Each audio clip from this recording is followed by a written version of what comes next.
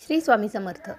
परंपरेनुसार भारतीय वधू तिच्या लग्नाच्या दिवशी 16 अलंकारांनी स्वतःला सजवते. या अलंकारांना आपण 16 शृंगार असे म्हणतो. हा विधी प्राचीन काळापासून आपण पाळत चाललेलो आहे आणि तो लग्नाच्या तयारीचा अविभाज्य भाग आहे. पण यासोबतच आपले सणसूद जे असतात त्यावेळी सवाष्ण स्त्रिया हे 16 शृंगार करतातच. या शृंगारांमधील मागील कथेमध्ये हिंदू प्रेमाच्या देवता कामदेवची पत्नी रती दाखवली आहे. रतीने देवी लक्ष्मीला प्रसन्न करण्यासाठी कठोर तपश्चर्या केली. त्यानंतर तिला लक्ष्मीकडून 16 अलंकार मिळाले आणि तिने कामदेवाला प्रभावित करण्यासाठी आणि लग्न करण्यासाठी ते परिधान केले. 16 अलंकारापैकी प्रत्येकाचे एक विशेष असे महत्त्व आहे आणि ते वधूच्या लग्नाच्या पोशाखाला पूरक म्हणून निवडले जातात. हे भारतीय वधूच्या दागिन्यांचा अविभाज्य भाग आहे आणि वधूच्या सौंदर्याचा सन्मान आणि उत्सव साजरा करण्याचा एक मार्ग म्हणून याकडे पाहिले जाते. यासोबतच या सवाष्ण स्त्रिया प्रत्येक सणासुदीला 16 शृंगार करून आपला सणसूद साजरा करत असतात.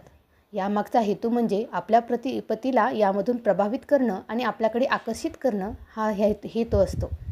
चला तर मग आजच्या व्हिडिओमध्ये आपण पाहूया की हे 16 शृंगार काय आहेत आणि येत्या वटपौर्णिमेला तुम्ही हे 16 शृंगार करूनच ही वटपौर्णिमा अतिशय आनंदाने आणि उत्साहात साजरी करायची आहे.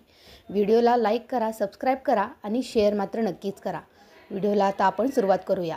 पहिला अलंकार आहे तो म्हणजे सिंदूर, ज्याला कुंकू किंवा सिंदूर असेही म्हणतात.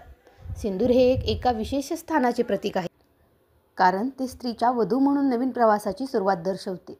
वरवधूच्या केसांच्या भागाच्या मध्ये असलेल्या कपाळावरती सिंदूर लावतो. त्यानंतर वधू तिच्या विवाहित आयुष्याला सिंदूर घालते. सिंदूरचा वापर हा हडप संस्कृतीपासून झाला आहे, जिथे विवाहित महिला इतर पुरुषांना दूर ठेवण्यासाठी हा सिंदूर लावायच्या. हिंदू धर्मग्रंथामध्येही राधा आणि सीता या हिंदू देवींनी सिंदूर वापरल्याचा उल्लेख आहे. त्यानंतरचा दुसरा महत्त्वाचा टप्पा येतो तो म्हणजे केश किंवा केसांवर लक्ष केंद्रित होण्याचा. त्यालाच आपण गजरा असं म्हणतो. भारतीय वधू सुगंधित फुले आणि चमकदार मुकुट वापरून तिचे केस सजवते. पारंपरिक पद्धतीप्रमाणे वधू 3 वेण्या बनवते, ज्या 3 पवित्र नद्या गंगा, यमुना आणि सरस्वती आणि हिंदू देवता ब्रह्मा, विष्णू आणि महेश यांच्या त्रिमूर्तीचे प्रतिनिधित्व करतात.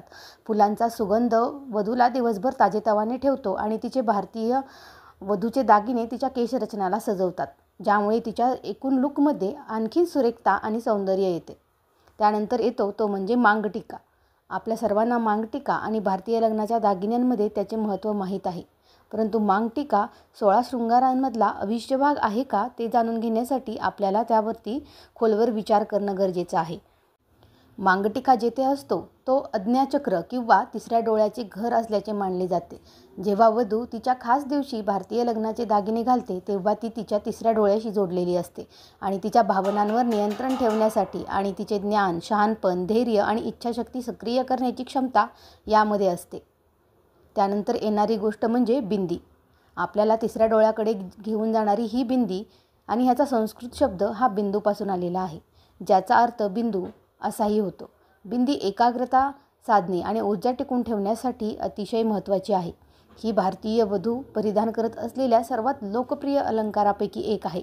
आंतरराष्ट्रीय स्तरावरती ओळखली जाणारी ही बिंदी स्त्रीच्या लग्नाच्या पोशाखाचा एक अविभाज्य भाग आहे आणि निश्चितच त्याचं सौंदर्य यामुळे खुलून उठतं.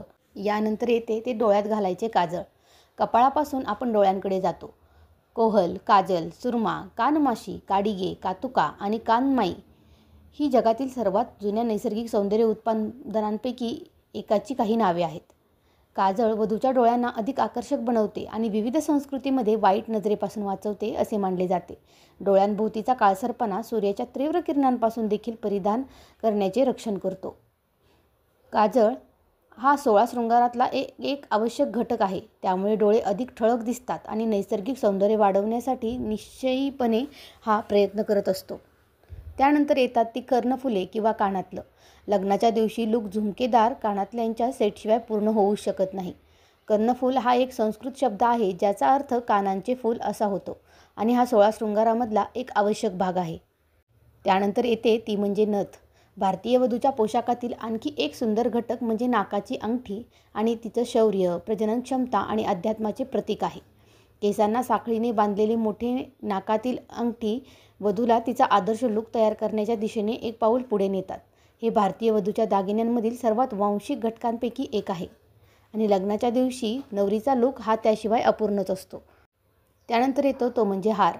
संपूर्ण लूक एकत्र आणणारी एकमेव गोष्ट म्हणजे तुमचा हार किंवा नेकलेस. नेकलेस सुरक्षितता आणि विपुलतेचे प्रतिनिधित्व करतात. असे मानले जाते की जी स्त्री हा नेकलेस परिधान करते त्याच्या भावनांवर अधिक चांगल्या प्रकारे नियंत्रण ठेवण्यास मदत होते. काही नेकलेसमध्ये विशिष्ट आकृतिबंध किंवा रत्न असतात जी नशीब आणतात आणि वाईट आत्म्यांना दूर ठेवतात. पारंपरिक भारतीय वधू तिच्या लग्नाचा पोशाख आणि सर्व दागिन्यांच्या पूरक असलेल्या नेकलेसच्या थरांमध्ये सजवलेली दिसते. लग्नाचा नेकलेस सेट हा भारतीय लग्नाच्या दागिन्यांचा अविभाज्य भाग आहे आणि संपूर्ण लूकचा तो एक केंद्रबिंदू आहे. त्यानंतर येतो तो म्हणजे बाजूबंद. पारंपरिक भारतीय लग्नाच्या दागिन्यांचा हा घटक वरच्या बाजूला घातला जातो. बाजूबंद वाईट आत्म्यांना दूर ठेवतो आणि परिधान करणाऱ्याचे रक्षण करतो. असे मानले जाते भारतीय वधू तिच्या लग्नाच्या पोशाखामध्ये हिरे आणि इतर रंगबिरंगी रत्नांनी जडवलेल्या सर्व प्रकारच्या आर्मबंद घालू शकते. त्यानंतर येणारी आणखी एक महत्त्वाची गोष्ट म्हणजे बांगड्या. आपल्याला कदाचित यावर जास्त विचार करण्याची गरजच नाही, कारण परिपूर्ण वधूचा लूक तयार करण्यासाठी बांगड्या किंवा ब्रेसलेट हे अतिशय महत्त्वाचे आहे. भारतीय वधू पारंपरिक भारतीय लग्नाच्या दागिन्यांचा हा साचा घालतच असते. असे मानले जाते की बांगड्या परिधान करणाऱ्या व्यक्तीला आरोग्य, नशीब, समृद्धी मिळत असते. आणखी एक महत्त्वाची गोष्ट म्हणजे ह्या बांगड्या आपल्या हातावरती नियंत्रण ठेवतात अशी मान्यता आहे. त्यानंतर येते ते म्हणजे हातफूल. बांगडी आणि अंगठीचे एक हुशार असे मिश्रण म्हणजे हातफूल. दोन्हीपैकी सर्वोत्तम एकत्र आणून पारंपरिक भारतीय वधूच्या दागिन्यांचा हा घटक वधूच्या हाताला आणि मनगटाला सजवतो. दोन्ही वस्तूंचे मनोरंजक क्रॉसओव्हर निश्चितच लग्नाच्या दिवसाचं लूक वाढवत असतं.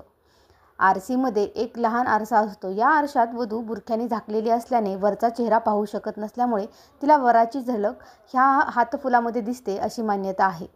त्यानंतर येते ती म्हणजे मेहंदी, ज्याला सामान्यतः मेहंदी म्हणूनच आपण ओळखतो. निसंशयपणे पारंपरिक भारतीय लग्नामधील सर्वोत्तम मनोरंजक भाग आहे.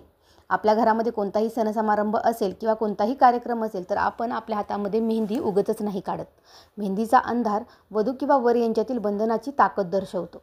मेहंदी समारंभ लग्नाच्या दिवसापूर्वी आयोजित केले जाते. आपण स्त्रियांना म्हणताना देखील म्हणतो की तुझ्या पतीचे तुझ्यावर किती प्रेम आहे हे तुला तुझी मेहंदी रंगल्यावरूनच समजेल.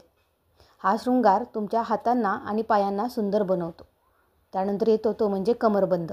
उत्तर भारतीय लग्नांमध्ये कमरबंद आणि त्याचा वापर हा खूप दुर्मिळ आहे, पण दक्षिण भारतीय वधूच्या पोशाखाचा तो एक अविभाज्य भाग आहे. भारतीय वधूंच्या दागिन्यांचा हा तुकडा रत्नांनी सजवलेला असतो. तो स्त्रीच्या शरीरावर प्रकाश टाकण्यासाठी आणि तिच्या लग्नाच्या साडीला जागी ठेवण्यासाठी वापरला जातो. त्यानंतर येतो तो म्हणजे पायाचे बोट आणि अंगठ्या. पायल म्हणजेच पैंजण आणि बिच्छू म्हणून ओळखले जाणारे हे दागिने लग्नाच्या दागिन्यांचे महत्त्वाचे घटक आहेत. नववधू जेव्हा लग्न करते त्यानंतर तिच्यासाठी पायामध्ये जोडवी घातली जातात. त्यामुळे ह्या जोडवे असल्यावरूनच ती स्त्री विवाहित आहे हे समजले जाते. त्यानंतर येतं ते म्हणजे अत्तर. हे एक परफ्यूम आहे जो वधू आणि तिच्या आबाला ताजेतवाने ठेवण्यासाठी आणि तिच्या खास दिवसभर सुगंधी राहण्यासाठी लावले जाते. त्यानंतर येतो तो म्हणजे तुमचा पोशाख. प्रत्येक घटकाला एकत्र करणारी ही गोष्ट तुम्हाला जिवंत ठेवते. पारंपरिक भारतीय वधू क्लासिक लाल लग्नाचा पोशाख घालत असते, परंतु लग्नाच्या उत्क्रांतीसह इतर रंग देखील ते केंद्रस्थानी आता येऊ लागलेले आहेत. भारतीय संस्कृतीमध्ये कमरेच्या वरच्या भागामध्ये आपण सोने घालतो आणि कमरेच्या खालच्या भागामध्ये चांदी घातली जाते, कारण की चांदी हा आपल्या शरीरासाठी एक असलेला खूप महत्त्वपूर्ण भाग आहे जो आपल्या शरीरामधील ऊर्जा नियंत्रित करत असतो आणि सोन्याचा हा भाग आपल्या शरीराला चमकवत असतो. त्यामुळे जेव्हाही तुम्ही साजशृंगार करता तेव्हा तुमच्या पायामध्ये तुम्ही कधीही सोन्याचं पैंजण आणि सोन्याची जोडवी घालू शकत नाही. त्यापेक्षा जास्त महत्त्वाचं म्हणजे तुमच्या शरीरासाठी उपायकारक असलेले चांदीचं पैंजण आणि चांदीचं जोडवं तुम्ही तुमच्या पायामध्येही अवश्य ठेवा. तुमच्या शरीराला अशा पद्धतीने सजवून तुम्ही ह्या वर्षीची वटपौर्णिमा अतिशय आनंदाने आणि सुखसमृद्धीने साजरी करावी अशी मी ईश्वरचरणी प्रार्थना करते. 16 शृंगारांचं हे महत्त्व तुम्हाला समजलं असेलच तर तुम्ही आजच ह्या शृंगारांच्या तयारीला लागा. व्हिडिओ आवडला असेल तर ज्यांना गरज आहे त्या सर्व नवीन सवाष्णींना आणि नववधूंना आपला हा व्हिडिओ शेअर करून त्यांना ह्या 16 शृंगारांचं महत्त्व समजवायला मदत करा. व्हिडिओ आवडला असेल तर शेअर करा आणि आपल्या चॅनलला सबस्क्राईब देखील करा. श्री स्वामी समर्थ. जय जय स्वामी समर्थ.